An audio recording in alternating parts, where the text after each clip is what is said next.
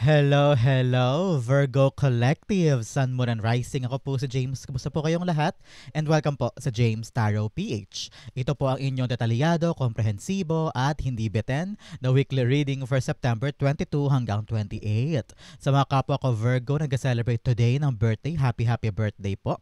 Ginagawa ko po ang reading na to for Virgos on September 17, papalabas po on the 18th on my birthday. So a very special reading po para sa ating lahat. I'm very happy to spend this reading for all of you para sa araw na ito ng aking kaarawan. So hopefully po magkaroon din kayo ng magandang celebration today. Have fun, enjoy another year around the sun, and panahon to para i-manifest at makita natin kung ano yung mga gusto para nating makuha for the next full year. Okay po? So, enjoy your birthdays, okay? So, Virgo, kunin nyo lang po yung mga karasunit kayo ha, and leave the rest. Yung pong ibang impormasyon para po sa ibang Virgo yan. Kaya relax ka lang, okay? Use your intuition ha, para makuha nyo po yung akmang messages na kalob sa inyo ng yung spirit guide sa ating reading for today.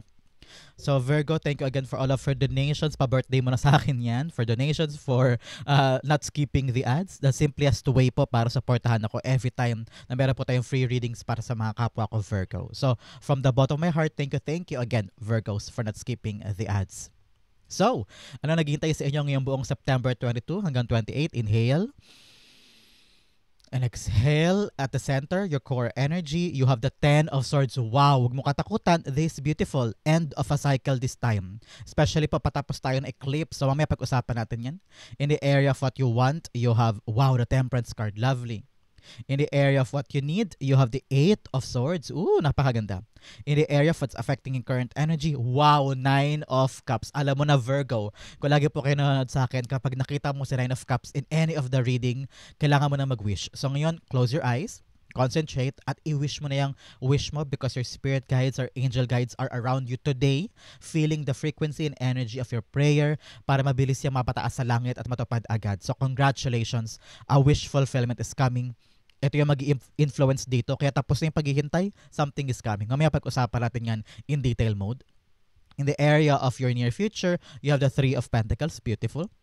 In the area of your challenge for the week, you have the Hanged Man. Yes. In the area of your fortune, you have, wow, the World card. Completion, acknowledgement, success. This is really beautiful for you. In the area of your divine messages, you have the 4 of Wands. Interesting. At ang outcome for the week, eto yan, Virgo, mamaya sabay-sabay natin siyang bubuksan at the end. But first, ano mo na lingering energy in your background? You have, wow, the Empress card. Empress card's all about creation. Creation na magbubunga. Narinig ko, hinog na, oras na, panahon na, eto na. Parang ganyan. So, congrats po para sa inyo. After this September 22, nanggaling tayo sa solar eclipse on the sign of Virgo atin. So, ito pa lang yung simula, September 22 onwards, simula ng paglinaw, pagbuo, pag-alpas, pagkawala, no? Parang everything is settling down. Kumbaga, after the chaotic eclipse nitong lunar eclipse on September 7 and then solar eclipse on September 21, talaga namang ito yung umpisa ng paglaya natin sa magulong sistema ng eclipse. Nakita ko rito when it comes to your career and finance, because Sun, ang araw natin, will move into Libra sa mga panahon na ito. And yung focus mo mag-shift din sa mga practical na pagkakataon, practical matters pagdating po sa inyong pera, pagdating po sa inyong career, pagdating po sa overall sense mo ng security. Kumbaga, yung mga binubuo mo, inaalagaan mo, binabantayan mo, ikaw nag-iisip ka ng practical na paraan. Ibig sabihin dapat doable, reachable, attainable. Kaya ko bang simulan ngayon? Kaya ko bang tapusin? Kaya ko bang habulin yung deadline? Pasok ba sa realidad ko? Para mga ganyan, no? So marami kang mga ginagawa this time in order for you na ma-create na. Ito na yung simula ng pagbabago, simula na ng clarity dahil nakalagpas na tayo sa eclipse. Everything now is clearer para sa ating lahat. Worthy time ito to create, to build, to mold, and to continue something na naantala before. So napakaganda for all of us. So nakita ko talaga ito with the Empress card. Ito rin parang self-worth din, no? Kung parang feeling mo to nakaraang linggo, nakaraang buwan, parang undervalued ka or hindi pinapahalagahan o hindi mo lang nire-recognize yung talent, yung skills o oras mo by someone o pagmamahal mo by someone, panahon na para magising din sa mga bagay na yan. If you feel like people are undervaluing you or underappreciating you, panahon na para mag-adjust and to recognize kung nasaan ka sa aspeto na yan ng buhay mo. Okay? At the center, you have the 10 of Swords. Ten of Swords sinasabi dito na panahon na para matapos yung bigat, matapos yung hirap, no? After eclipse po, makikita mo kung ano yung mga self-reflection mo. Ano yung mga more productive thing na pwede mo i-implement para makabangon ka na, para pagdating ng future, okay ka. No? Ito na yung mga panahon na gisingin yung tulog mong diwa pagdating sa mga bagay na pinabayaan, natapos, pilit hinabol pero walang nangyari, o mga bagay o relasyon na talagang putol na pero sabi ng spirits mo, tama na yan, move on na tayo, hanapin natin yung self-worth natin, no? Ito yung nag-urge talaga sa iyo to really recognize and adjust yourself para kung nararamdaman mo na undervalued ka sa isang lugar, undervalued ka sa isang relasyon, sa isang pamilya, sa isang ugnayan, panahon na para hanapin mo yung para sa iyo somewhere else at bumangon ka, parang ganyan, okay? After din po, itong eclipse na to, ikaw po ay pinapaalalahanan to be really, really, really be practical on your next approach, on your next gagawin. Hindi pwede na parang bahala na si Batman. Hindi, ngayon kailangan talaga nag-iisip ka kung ano yung tutubo, kung ano yung lalago, kung ano yung para sa akin at ano yung hindi. Kailangan ngayon talaga ano ka na, intentional ka na, kumbaga. Kailangan alam mo na kung ano yung nag-a-align doon sa values mo, nag-a-align doon sa goals mo. Pag itong isang ginagawa mo ay hindi aligned sa bubuin mo, alisin mo na yan. Pag itong ginagawa mo na lumalamon sa marami mong oras tapos na-realize mo, ay hindi pala yan aligned sa future goal na gusto ko, bitawan mo yan. So, nagiging intentional ka na ngayon. Lahat ng mga mapanakit at walang saysay, binibitawan mo. Kaya sabi mo, babangon na ako, especially here, parang meron kang pagkakulong na mahabang panahon mong pinagstayan, no, sa buhay mo. Parang ngayon ang panahon na para kumawala ka sa mundong feeling mo mapaniil o paulit-ulit yung outcome pero hindi nagbabago. Panahon na for growth and for changes, okay? Ten of Swords being clarified by the Five of Wands. Five of Wands all about you battling your inner conflict. Inner conflict ito. Gusto ko ba to o hindi yan? Gusto ko ba yun o hindi ito? Especially po ngayong linggong ito, may mga oportunidad ka. Meron mga opportunity na darating, especially here with the Nine of Cups here and the Four of Wands here. Nakita ko talaga na may darating. New job opportunities or financial prospect para sa inyo. Pero dahil malaki po ang impluwensya ni Libra sa ating sign, dahil po papasok na tayo this week sa sign ni Libra, panahon na nila, season na nila, magkakaroon po tayo ng pagkakataon to really weigh our options kung pros ba to or cons ba to sa pamimili natin sa mga bagay-bagay, no? Bago tayo mag-commit. Para ito yung pagkakataon na isipin muna natin, ito ba talaga yung gusto ko o yun? Ito ba o yan? Parang iniisip mo, ano yung pros, ano yung mga advantages, ano yung disadvantages kung magko-commit ako sa isang bagay na ito. Kaya para mawala yung mga confusion, yung makakatulong sa atin yung Libra sign para maisip yan. Kung mahalaga ba o hindi, maganda ba o hindi, kung pwede ba o hindi, no? Talagang ngayon nagiging practical ka sa pag-iisip. Hindi pwedeng bara lang ng bara. Nanggaling ka na sa pagdadapa, nanggaling ka na sa kaguluhan ng eclipse ito mga nakaraang linggo, nakaraang buwan, and now parang nililinis na parang dinidrain na, no? Parang nakita ko strainer, parang sinasala na yung mga bagay na mapanakit na hindi na pwede, yung mga kaguluhan na dapat nang bitawan. So ngayon, dapat talaga practical and also tinitimbang mo, gusto ko ba o hindi? Parang tignan ko muna bago ako mag-decide. Parang ganyan, okay? In the area of what you want, you have the Temperance card here.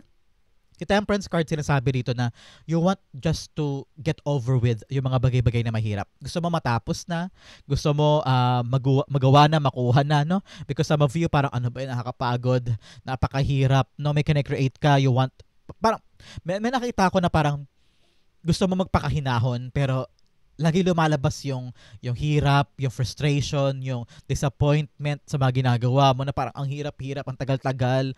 Yung in-expect mo, hindi lumalabas, no? Ito man nakaraang linggo, nakaraang buwan. Pero with the Archangel Michael here telling you, yes, it will be created. Yung minamanifest mo, maaaring magtungo na sa iyong realidad. Kaya nakita ko rito, don't stop, don't quit, no? Yung kinecreate mo ay mapapasayo. Pero nakita ko talaga dito divine timing. Divine timing is at play. Especially here, pag akyat ng wishes mo, you have the Temperance card. Ibig sabihin, pinapakinggan ang iyong dasal, naririnig ang iyong mga wishes, at merong spiritual power na balak tugunan ang iyong mga dasal today. At nakita ko talaga dito, what's yours is yours. Divine timing is here. Telling you na mapapasa iyo yan, kailangan mo lang talagang tiyagain ngayon. Ano ibig sabihin nun? Bakit meron siguro ng katanong sa inyo, kung para sa akin, ba't kailangan ko pang pagtsagaan? Kung para sa akin talaga yan, bakit kailangan ko pa kumilos? Because you need to be aligned with your wishes. kailangan mo ipakita na sa universe, kay God, sa powers at beings at sa langit na yung hinihiling mo kayang-kaya mong panindigan. Kailangan mo patunayan sa kanila na you're aligned with what you want. Halimbawa yung example. Lagi ko itong ginagamit na example to explain this analysis. Halimbawa, balak ko maging singer, and then pangarap na pangarap mo yun na naghihirap ka bigang mag-singer, nag-daydream ka as a singer, imagine mo yung sarili mo bilang successful na singer na maraming albums, pero hindi ka naman nag-audition. Hindi ka naman kumakanta online. Paano ka ma-rediscover? Paano ka magiging singer? So, kumbaga, hindi mo tinatapatan yung blessing. Ano yung himala? Biglang darating sa yung ABS-CBN. Ay, mag-audition ka. Hindi naman nila alam na singer ka, na kumakanta ka. So, paano mo maaabot yung wishes kung hindi ka aligned? So, parang ganun din sa temperance card.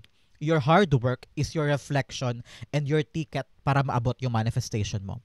Now is the right time for you to really push more rather than complain. Oh, marami sa inyo siguro ganyan. Parang kailangan mo nang ibigay mo muna yung karampatang effort to get your manifestations. At tama na muna yung Virgo, prangkahan, tayo lang naman. Tama na muna yung yung pagreklamo, yung bawat nangyayari sa paligid mo, puro ka galit, puro ka inis, puro ka reklamo. Tama na muna yan. Learn to be patient, especially here with a temperance card. Pagpasensyahan mo muna at ilaan mo muna yung kakayanan mo hanggang sa maabot mo siya. Kasi pag lagi kang inis, lagi mo makikita yung ang tagal-tagal naman. Bakit ang tagal pa? Bakit grabe pa kailangan gawin? Pero kung patient ka lang at ina-enjoy mo lang yung proseso, makikita mo, ay tapos na, nandito na pala agad-agad. So, if you could just enjoy the process, makikita mo mabilis lang to. At everything will be smooth sailing para sa'yo. With the Empress card, here, pinapaalalahanan ka na, relax lang, upo lang tayo, tinan mo siya, nakaupo lang siya dyan, hawak-hawak niya yung kanyang scepter, at kinukumpas niya yan, palagi, minsan-minsanan, at nakita niya lumalago yung kanyang mga halaman sa paligid. Ibig sabihin, may mga magaang paraan para gawin mo yung trabaho mo o yung pangarap mo on a very, very productive way. Yan, kailangan mo ngayon maging productive ka, maging maparaan ka, maging establishing ka, no? Hindi mo kailangan talaga na mabwisit lagi. You need to take your time and focus. Temperance card, the Seven of Swords. Seven of Swords all about you. Parang wala kang tiwala sa ibang tao, no? Parang either naloko ka na before, o parang meron kang trust issues with someone and you feel like, ako nakikilos mag-isa. And kahit matrabaho, kahit na maraming dapat gawin, kasi parang nakaranas ka talaga ng undervalue, no? Parang feeling mo hindi ka pinapahalagahan, hindi ka pinapakinggan. Sabi mo, ako nakikilos, ako nagagawa ng paraan, mag-a-adjust ako para matapos to. Kasi you feel like pag ikaw ang kikilos, magagawa lahat. Well, ganoon naman tayo mga Virgo, di ba? Pag tayo ang kumilos, tapos. Pag tayo ang gumawa mag-isa, walang aberya, walang komplikasyon, lahat ng nasa plano natin magagawa before deadline, parang ganyan, no? So talagang nakita ko rito, yes, you want things to be done alone. Some of you, sinasabi ng spirits mo na wag mo na ipamalita ha, kung meron kang gagawin, meron kang balak, meron kang plano, meron kang gagawin na mga idea, make sure na wag mo muna i-announce. Make this your dark secret muna, hush-hush muna tayo. And then kapag tapos na, saka mo na ipamalita. Kasi marami mga negative energy around you. Probably from family members, from friends na unaware sila sa sarili nila na ayaw nilang magugi ka o ayaw nilang magtagumpay ang gusto mo. Kaya baka matapunan nila ng jinx yung ginagawa mo. Kaya make sure na isikret mo muna yan. Huwag mo na ipamalita at saka na pagtapos na continue working in shadows and you will succeed pag wala na yung alam. Parang ganyan. In the area of what you need, you have the Eight of Swords. Eight of Swords, sinasabi dito, what you need is to get out of a situation na alam mong mapaniil or parang feeling mo nag-self-sabotage ka na naman. Halimbawa, sinasabi mo sa sarili mo, hindi ko kaya, nakakatakot, baka matalo lang ako, baka mag-fail ako, baka hindi ako kilalanin, baka pagtawanan ako, baka mauwi sa wala, baka magsiyang lang ako ng oras. Lagi yan ang iniisip mo. Nag-overthink ka na naman, nag-overanalyze ka na naman, pinapangunahan mo na naman yung sitwasyon.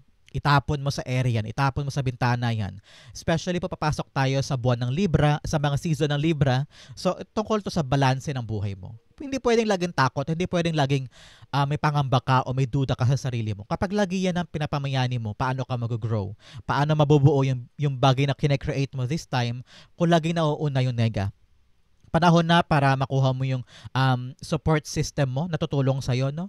Para to get out of this system. Kung kailangan mo humingi ng tulong, especially here, pagbaba mo sa Eight of Swords, you have the Three of Pentacles. Pagbaba mo sa Three of Pentacles, you have the Hanged Man. Ibig sabihin, nung una, parang feeling mo limitado ka, wala kang magalawan, feeling mo walang tutulong sa'yo o walang solusyon, pero other people will be here helping you, giving you support.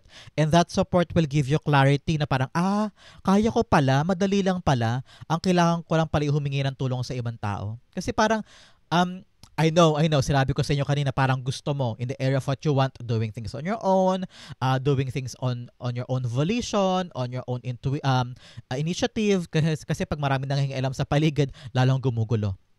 Pero nakita ko rin dito, Virgo, in your sign, na every time you do things on your own, lagi kang mental block or lagi ka nag-reach dun sa dead end. Parang, hala, dulo na ako, ano gagawin ko, wala na ako maisip. Pero dahil lagi tayong sanay, tayo mga Virgo, lagi tayong sanay to work on our own. Kahit stuck na tayo, kahit parang feeling natin nakatenga na tayo, hindi tayo hihingi ng tulong sa ibang tao. Lagi tayong nag-iisip, ay makakalagpas ako dito, kaya ko to. Inuubos natin yung oras natin, kakaisip on our own. Pero, meron daw mas mabilis na ruta para gumaan. Sabi ko nga sa inyo, may paraan para gumaan ang iyong mga ginagawa is help from other people. Hindi to basta-basta tao lamang people around you that are able, doable, mapagkakatiwalaan, talagang expert dyan sa concern mo. Halimbawa, ang concern mo isa tungkol sa negosyo, dapat natutulong sa iyo mga taong may kinalaman sa negosyo. Kung ito man tungkol sa pera, dapat mga taong alam mong maalam sa pera. Hindi ko sino-sino lamang sa paligid ang aasahan mo, hindi ba? Kasi baka lalong gumulo. Pero nakita ko talaga dito, Virgo, your power is you getting out of a system na sobrang perfectionist natin. Alam ko marami sa inyo makaka-relate dito na para bagang bawat kilos kailangan tama agad. To the point na hindi ka pag hindi ka sigurado, hindi ka kikilos. Pag feeling mo maraming kailangang asikasuhin, hindi ka gagalaw. Kaya lagi mo nararamdaman na stuck ka kasi parang hindi ko maiisip, hindi ko mahanap yung solusyon. Ang kailangan mo lang talaga ngayon mag-try. Try mo lang muna, subukan mo lang. Kahit hindi perfect yung plan, kahit hindi perfect yung idea, kahit hindi perfect yung kilos, kailangan sumusubok ka kasi malalaman mo yan pag okay na Merong sikat na quote. Hindi ko ma-quote siya in a word by word. Pero parang sabi doon na malalaman mo na ready ka na kapag nakahakbang ka na. Yung first initial step, doon mo mararamdaman na, kaya ko pala. Madali lang pala. Doable pala to. Gawin ko na. So, doon mo malalaman hindi sa pagkaplano, hindi sa over-prepare. Kailangan talaga hakbang. Doon mo lang magigets kung ready ka na o hindi. O kung kaya mo. Pero dahil plano tayo ng plano, isip tayo ng isip lagi bago gumawa, pati yung mga negatibo na iisip na natin bago tayo humakbang. At dahil doon, lalo tayong hindi nakakagalaw. Kasi pati yung failure, yung pagkabagsak, yung pagkakamali, naiisip natin, humahalo na sa kumpiyansa natin. Kaya ngayon, kailangan talaga, narinig ko, be spontaneous. Yung gawin mo lang without thinking too much. Parang yan na narinig ko from your spirit guides. Parang sabi rito, gawin mo siya na hindi ka masyado nagpaplano, na hindi mo masyado pinaghandaan. Kasi pag masyado ka naghahanda, doon ka nagkakamali. Doon ka lalong na-frustrate kapag hindi nag-undergo sa naplano mo yung nangyayari. So ngayon, be spontaneous. I-enjoy mo yung proseso. Makakawala ka sa perfectionist mindset na ito o self-sabotage mindset na yan. Clarify natin the Eight of Swords, the Two of Pentacles. Yes, sabi ko nga sa inyo, papasok tayo sa buwan ni Libra. So, panahon na para balansehin ang lahat. Pros and cons. So, tingnan ko muna, i-weigh ko muna. Ito bang gagawin ko? Makakabuti ba sa akin? Ano bang outcome nito? Kung maganda siya, ano yung disadvantage? Bago ko mag-commit, kailangan ko muna itong tignan. So, parang ganyan. So, ikaw, bago ka bumangon dito at labanan lahat ng mga negatibo mong iniisip o kung nagagaling ka po sa isang competitive na mundo, competitive yung ginagalawang industriya, naiisip mo dito na para bagang kailangan mo na garantiya ko, maayos ko muna, mabalanse ko muna bago ako mag-step out o bago ka kumilos. Which is somehow, lagi na naman natin ginagawa. Pero ngayon talaga nakita ko rito na para maparatili yung balanse sa buhay mo, sometimes you just need to do it without thinking things too much. Masyado tayong masyado tayong masyado tayong mapagbasa. Parang laging kailangan basang-basa, aral na aral bago tayo humakbang. Naagaw yung enjoyment eh. Naagaw yung having fun.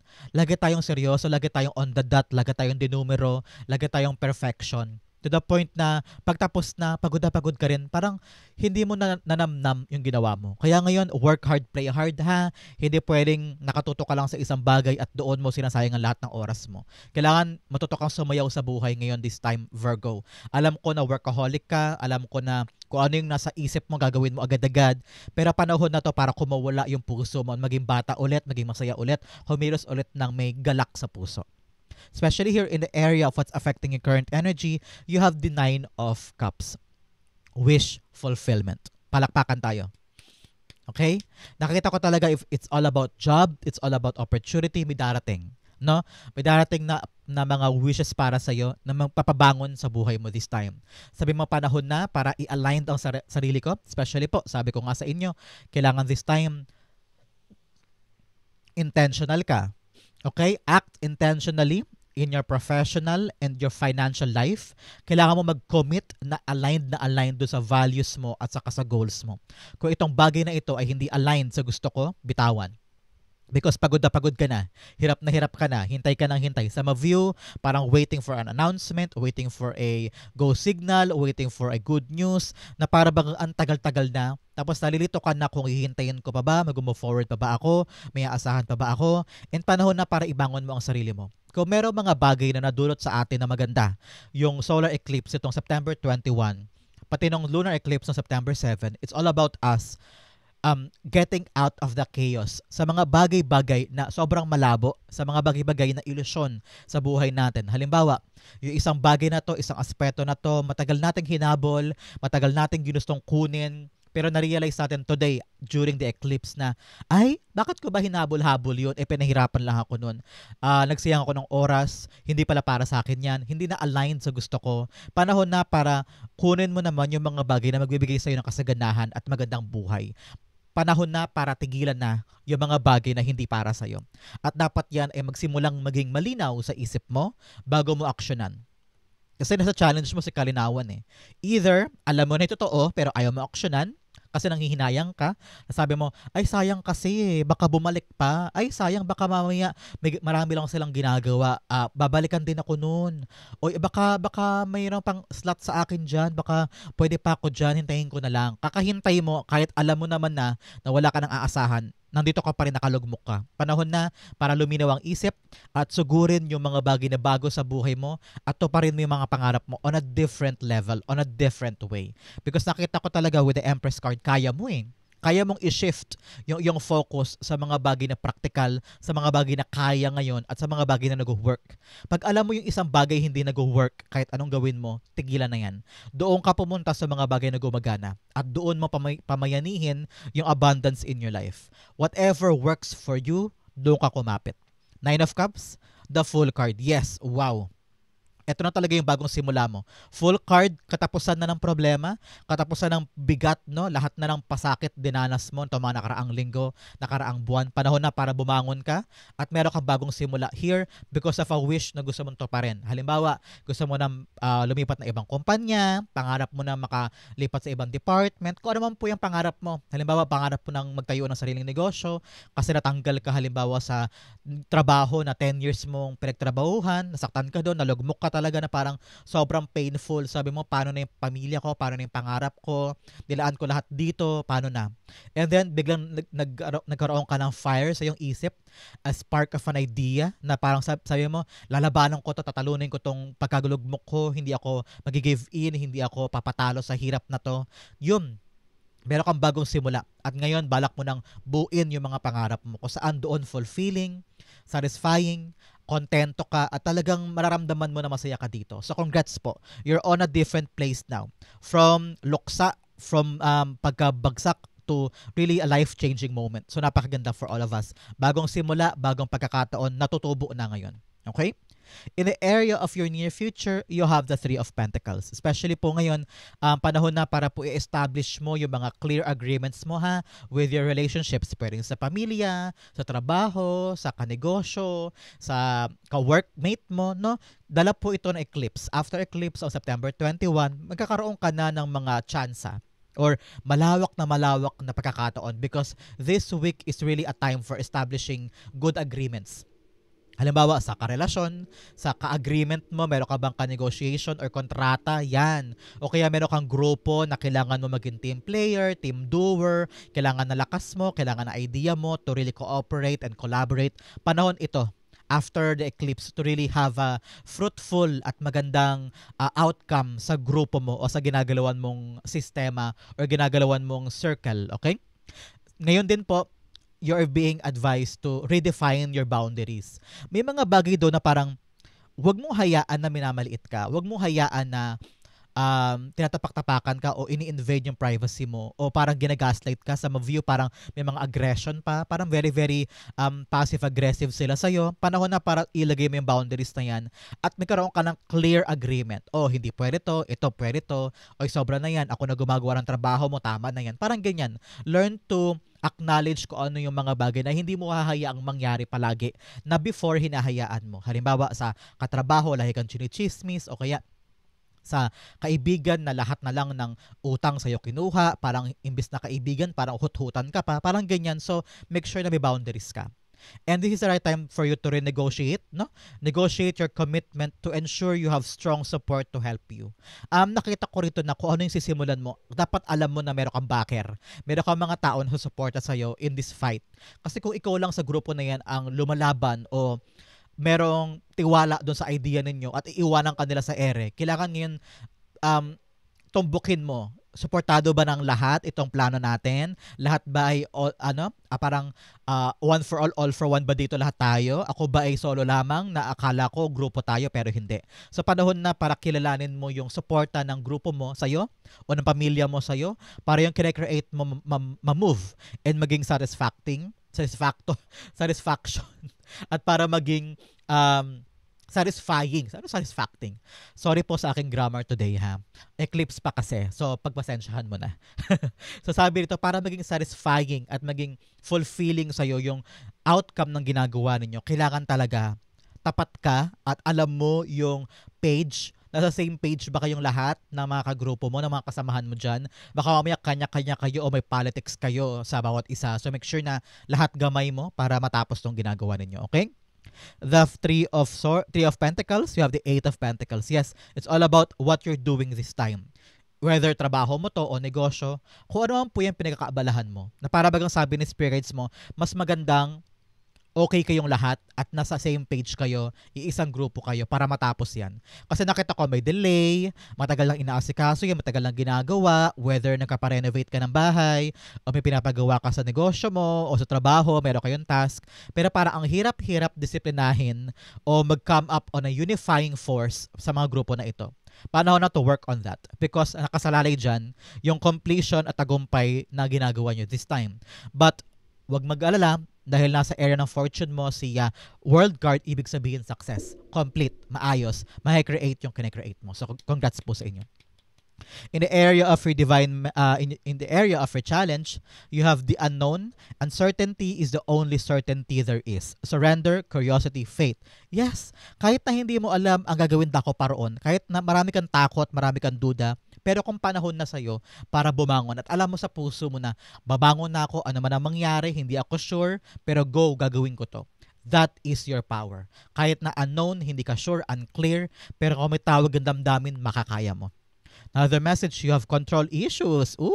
Fear of losing power or false security leads to vulnerability. Release, trust, empowerment. Yes, wag mo daw kontrolin ang mga nangyayari. Kung natalo ka dito, nadapa ka dito, nalugi ka dyan o hindi nagpunta sa ating plano yung mga nangyayari, tama na yung pagkocontrol natin sa sitwasyon.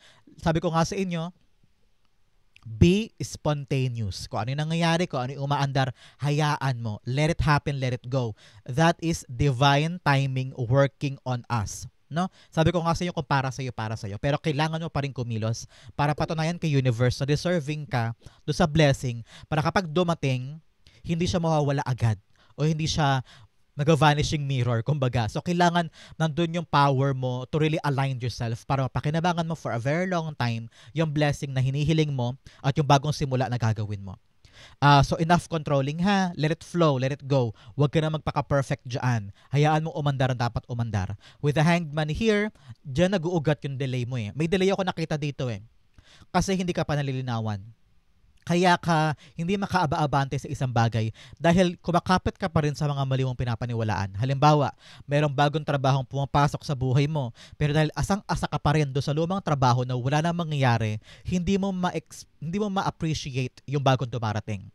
Kaya hindi ka umaandar. Kasi nakakulong ka pa sa lumang sistema, nakakulong ka pa do sa mga lumang bagay na kailangan mo ng pag-decidean this time to get out and live and chase new things. Kaya ngayon ligong ito, kapag nalinawan ka, sinasabi ko sa'yo, matatapos ang delay. Kaya po, makakatulong din sa ating lahat ang pagkatapos ng eclipse on September 21. Binabasa ko po ang reading nyo for September 22 onwards.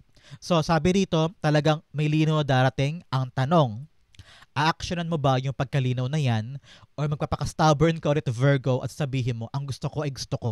Makukuha ko yung gusto ko. Hindi yan ang gusto ko. So, kahit nakikita mo na yung liwanag, kahit nakikita mo na yung katotohanan about something, parang matigas pa rin ang ulo mo at ayaw mo sundin. So, sabi rito, kapag merong hindi gumagana, bitawan. Kung ano yung gumagana, doon ka kumapit. At yan yung kalinawan na dapat mong isipin. Kung meron ka mga problema ngayon na parang ginagawa mo pero stuck ka, kailangan mo maghanap na ibang perspective, maghanap na ibang paraan o ibang diskarte para masolve yan. Kasi kung stubborn ka ngayon at pinipilit mo yung isang bagay, halimbawa, ito yung susi hawak-hawak ko, at pinipilit mo sa doorknob, yung susi, kahit hindi naman swak pero pinipilit mo, tapos sinisisi mo pa si God, sabi mo, God, ba't ayaw magbukas? Yung pintong to, ang galing-galing ko naman, sinisipagan ko naman. Kasi nga, hindi yan para sa'yo.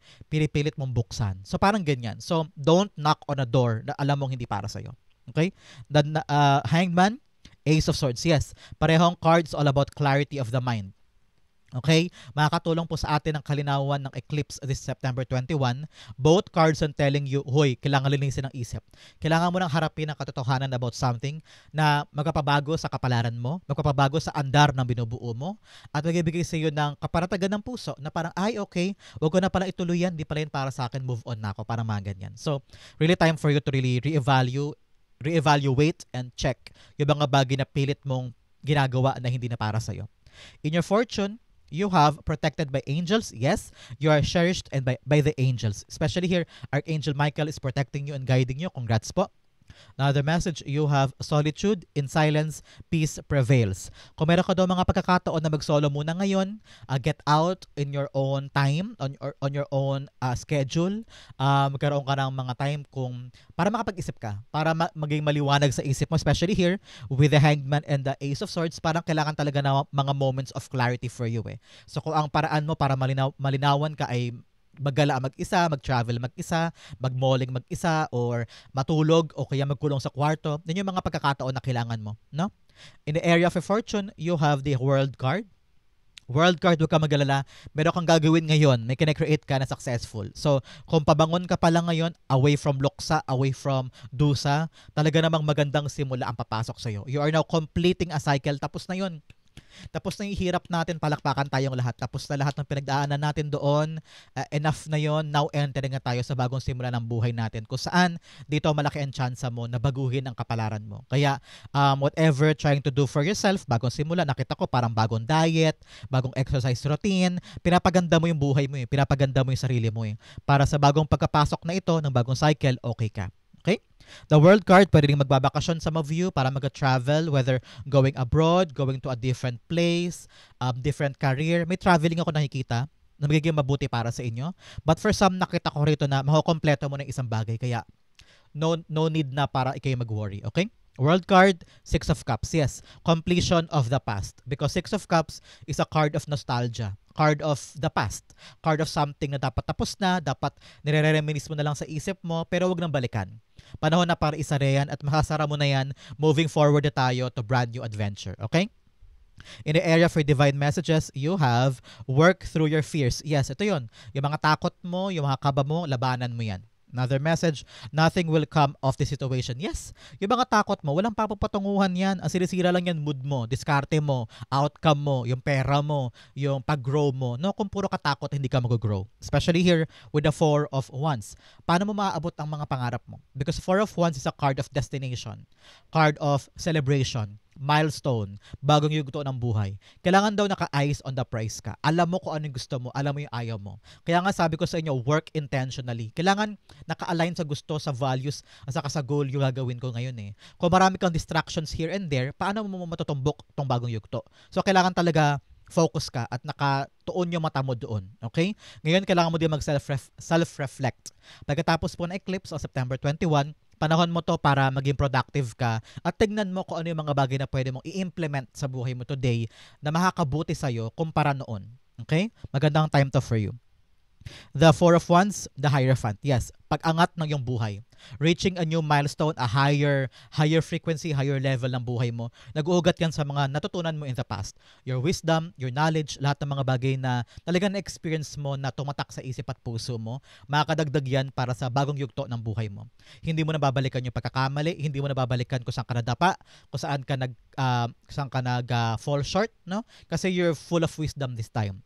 So ngayon narinig ko din matuto ka sa mga payo ng ibang tao, maging open ka for their ideas, for their mga turo sa'yo, no? Baka kasi meron sila mga secret ingredient diyan na matututunan mo halimbawa kay nanay, kay boss, kay teacher, kay mentor na makakadagdag para maabot ito. Halimbawa, bala kong bumili ng bahay, si tito mo nakabili ng bahay sa gantong kalit lang na halaga. So, maaring matuto ka sa kanya kung paano niya ginawa yun, ma-apply mo sa milestone na gusto mong buuin. Parang mga ganyan, okay? Ang outcome mo yan, but first bigyan muna kita ng fortune cards. Unang-una, you have Unicorn. Use your intuition to make beneficial changes. Yes, intuition will change everything for you. Cup, you should accept valid criticism. Yes, ito yun. Kung meron ka mga kritisismo o payo from other people, tanggapin mo yan para maitama mo yung gagawin mo. Bird perched, waiting for news, package, and letter. Yes, sabi ko nga parang may hinihintay ka na go signal from something para makabangon ka na. Eto na yon. Now, the message, you have Jug, light-hearted, carefree time. Yes, panahon na para magsaya, para mag-enjoy. Wag kontrolin ang buhay, no? Daanan mo lang. Let it happen. Be spontaneous. Now, the message, you have Axe, force working against you. Yes, meron daw mga tao o may mga bagay na humaharang sa ginagawa mo. Anong dapat gawin? Maging matapang, sumuong, maging palaban, at wag sumuko agad. Now, the message of Candle, you'll be shown the way. Yes, sabi ko nga sa inyo, kitang-kita mo na yung liwanag sa end of a tunnel.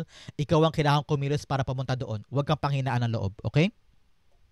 Ang outcome mo, ito yon. Ano kaya to? For September 22 to 28 reading, you have, wow, the High Priestess. Sabi nga dito, your intuition, use your intuition to make beneficial changes. Alam mo alam kong alam mo na kung ano yung mga bagay na dapat ang tigilan, dapat hintuan, at ano yung mga bagay na kailangan na itapon sa limot. At alam kong alam mo rin kung ano yung mga bagay na dapat mo nang simulan today na pagbabago sa buhay mo. Alam mo kung ano yung mga bagay na bubuo sa'yo. Virgo ka, you're very, very analytical, logical, systematic, at tayo ay parang malakas ang pakiramdam natin. Kaya gamitin mo yan para alam mo yung tamang direksyon. Hindi ka yan ililigaw. Ngayon, listen to yourself, listen to your nature, ground yourself, no? Go for a long walks para maramdaman mo yung tawag sa iyo ng yung spirito, para alam mo yung kalinawan na magagamit mo moving forward. Okay? High Priestess, clarify natin, you have the Five of Swords. Yes, kalituhan. Nag-overthink tayo. To the point na hinaharangan nito yung ating intuition. Alam natin gagawin natin Alam na natin yung mga kalinawan Pero dahil marami tayong mga takot, perfectionism, mga bagay na in-overthink, in-overanalyze, nahihirapan tayong hanapin yung kalinawan na yun.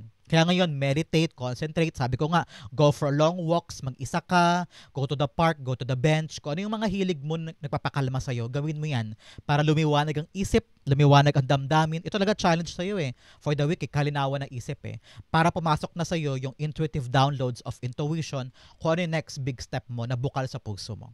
Listen to yourself. The answers are within. You will know the way forward. Okay?